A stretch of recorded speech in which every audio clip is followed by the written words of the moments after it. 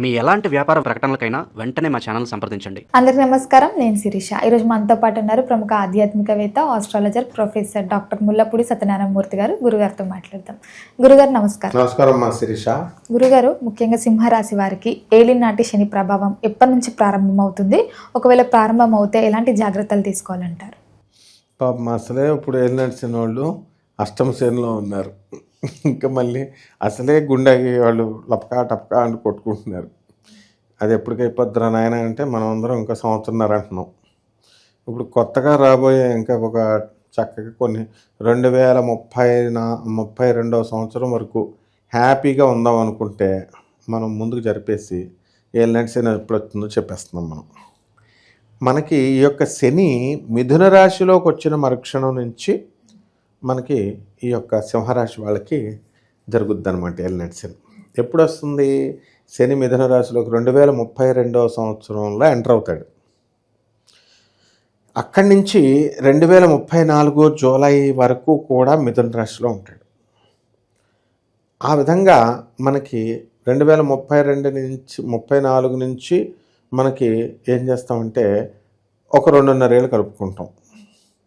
2036.5 సంవత్సరం కేసుకో. అక్కడి నుంచి ఇంకో 2 ఏళ్ళు. అలా లెక్కలు కనుక చూసుకుంటే అతిచారం గోచారం అని ఉంటుంది, ముందుకి వెనక్కి వెళ్ళాలి. అవన్నీ చూసుకుంటే 2041వ సంవత్సరం వరకు ఉంటుంది అన్నమాట. కాబట్టి ఈ ఏలినాటి శని అనగానే ఫస్ట్ క్లారిటీ మనం వీళ్ళ భయపడకుండా ఇవ్వాల్సింది ఏంటంటే, ఏలినాటి శని అనగానే బాబాయ్ చుట్టాల మరణాలు, తల్లిదండ్రుల మరణాలు, పిల్లలకి ఏదైనా హాని జరగడము, లేదా ధన నష్టం జరగడము, లేదా పరువు ప్రతిష్టలకు భంగం వాటిల్లడము, ఇలా ఏదేదో మొత్తం మీద నష్టమైతే అని బ్రాండ్ వేసేసారు శనీశ్వరుడికి. శనీశ్వరుడు ఏం చేస్తాడంటే కర్మకారకుడు ఆయన. అంటే ఏం చేస్తాడు ఆయన? మనం చేసుకున్న పనులే మనకు వస్తాయి. ఎవరు పక్క వాళ్ళు మనల్ని ఏం చేయరు. ఏమండి నన్ను చదవనివ్వట్లేదండి, మా ఆవిడ నన్ను పూజ చేసుకొనివ్వట్లేదండి, అవన్నీ బుత్తుత్తు మాటలు. ఎవరు ఏం చేయలేరు. మనం మంచి పనులు చేసుకుంటే మనకు మంచి కర్మలు వస్తాయి, చెడ్డ పనులు వస్తే చెడ్డ కర్మలు వస్తాయి. That's all. చెడ్డ అంటే ఏదో అని కాదు అక్కడ అర్థం.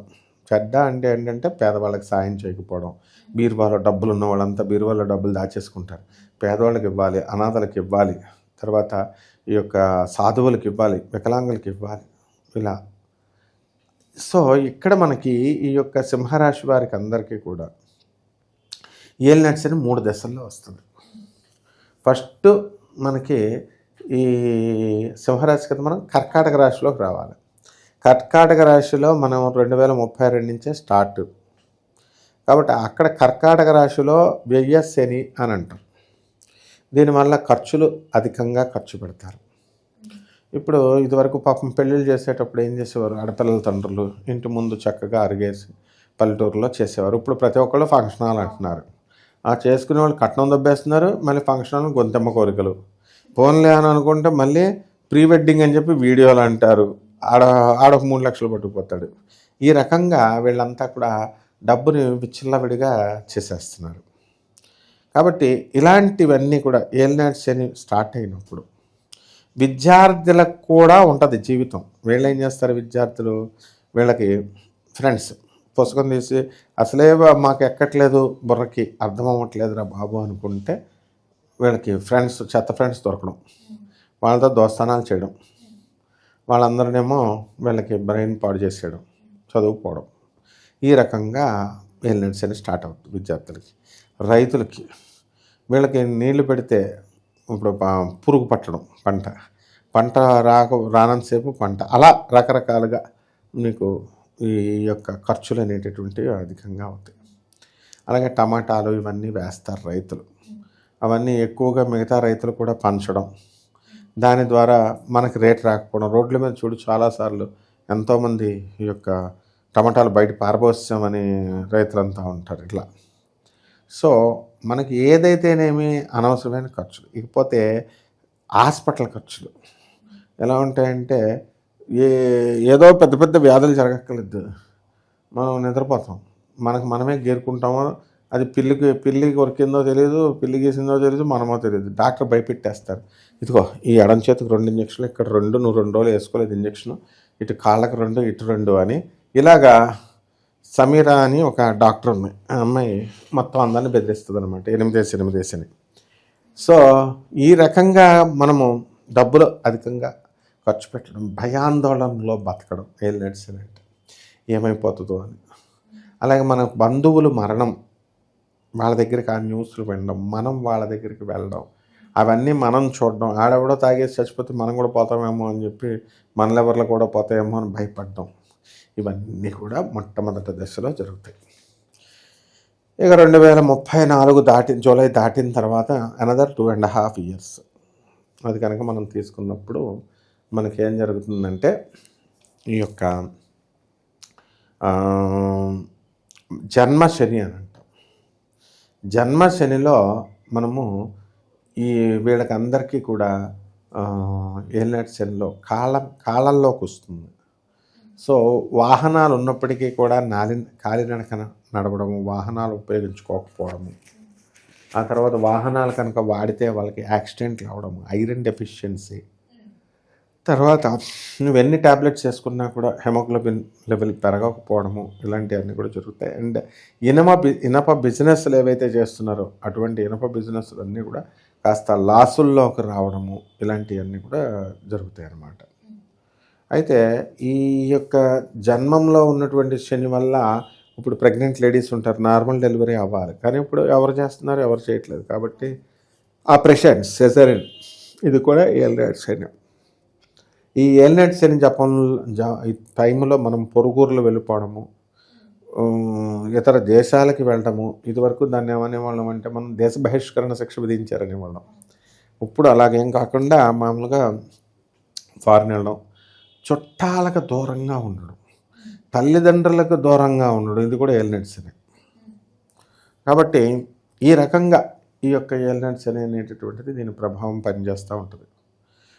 ఇటువంటి టైంలో మనము bones deficiency, calcium deficiency, iron deficiency ఇవన్నీ రావడం వల్ల బోన్స్ అన్నీ కూడా మనకి సన్నబడిపోవడము, బరువు మెత్తబడిపోవడము జరుగుతాయి.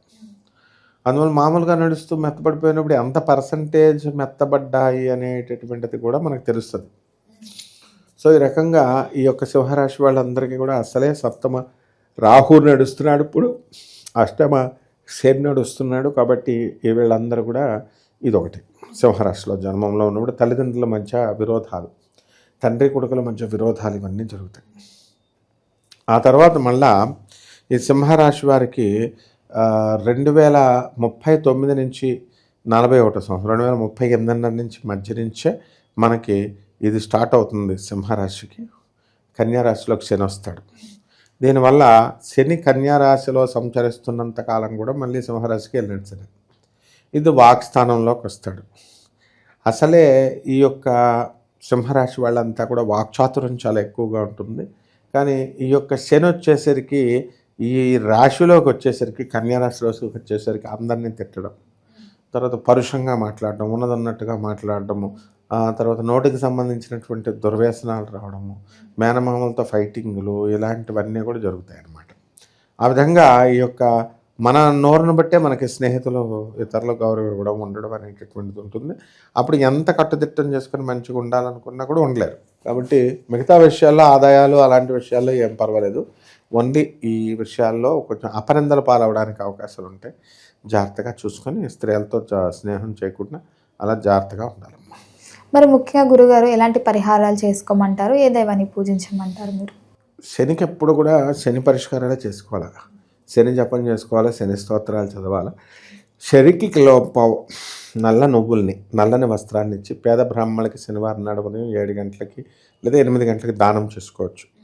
దశ మహావిద్యల్లో ఒకటైనటువంటి మహాకాళి అమ్మవారి లేదా తారా అమ్మవారి యొక్క హోమాన్ని చేసుకోవడం, లేదా ఆ మంత్ర జపం చేసుకోవడం, అనుష్ఠానం చేసుకోవడం ద్వారా కూడా మనకి కలిసి వస్తుంది. ఇంకోటి ఏంటంటే, మనము రావి చెట్టు మామూలు చెట్టు అనుకుంటాం, మనం రావి చెట్టు చుట్టూ ప్రదక్షిణాలు చేయాలి. ఓం శనేశ్వరాన్ని, మేడి చెట్టు కూడా అవసరం. గురు ప్రదక్షిణాలు చేసుకోవాలా. ఓం దత్తాత్రేయాయ నమః అంటూ జపం చేసుకోవాలా. ఓం గురుచరిత్ర పారాయణ చదువుకోవడం, మేడి చెట్టుకు నమస్కారాలు చేసుకోవడం, పూజ చేసుకోవడం ద్వారా, అలాగే పేదవారికి, అనాథలకి, వికలాంగులకి, సాధువులకి అందరికీ చేసుకోవడం ద్వారా బ్రహ్మాండంగా ఉంటుందమ్మా. గురుగారు ఓవరాల్గా ఈ శని ఎప్పటి నుంచి ప్రభావం అవుతుంది, సింహరాశి వారికి ఎలాంటి జాగ్రత్తలు తీసుకోవాలో తెలియజేసినందుకు ధన్యవాదాలు. ధన్యవాదాలు.